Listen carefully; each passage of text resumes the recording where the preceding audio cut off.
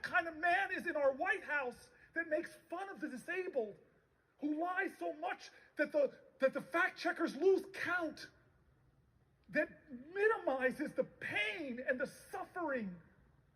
Where you have cabinet secretaries that are billionaires themselves that say, if my mom misses a social security check, but if somebody else complains about it, they're probably a fraudster. These people are not fraudsters. They're hurting. They're afraid. They're worried. Senator Cory Booker, thank you for the filibuster that you're doing.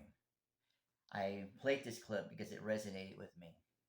And I have been putting out content with this kind of information because you and I are viewing the same thing, and that is that the United States, with President Trump, these things right here that are in this clip are exactly the things of where we're at, that we could just take a step back and see that the United States is in such a bad, terrible, dangerous place internally and with our relations with other countries and other world leaders.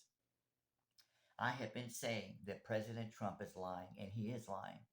He's lying when he says that he's going to make us a better country, because he's making it sound like that he's just going to, push back on these other country leaders. They're going to fall and give in and serve him. That they're going to fall and serve the United States, and that's not happening.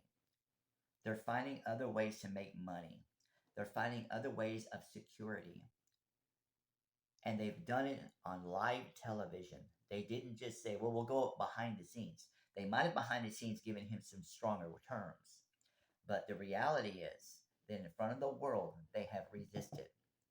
We're not just talking about small countries. I think the small countries are really more important, but China has made it clear that they will bow to no one. They're not afraid of Trump, and they're not afraid of America, the United States, excuse me.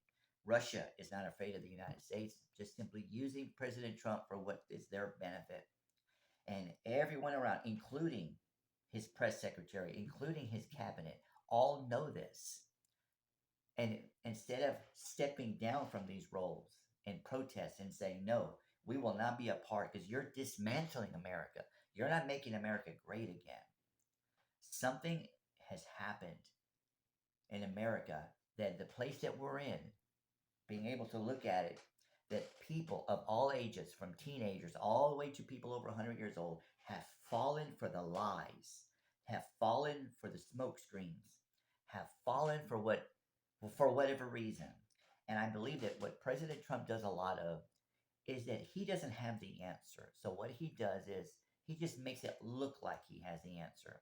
And then some of it's like, he's like, I don't care. And then there's a lot of people that says, well, if he doesn't care, we don't care. Why should we care? And the problem with this is there's going to come a time that he's going to care, but the response that will be necessary, the reaction will be too late.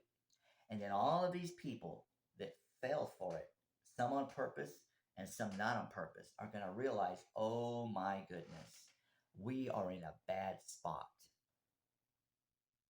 We have people right now that realized that they should have never voted for President Trump, and they're calling him out saying that he lied, and they're doing that to the representatives that are Republican in the town halls.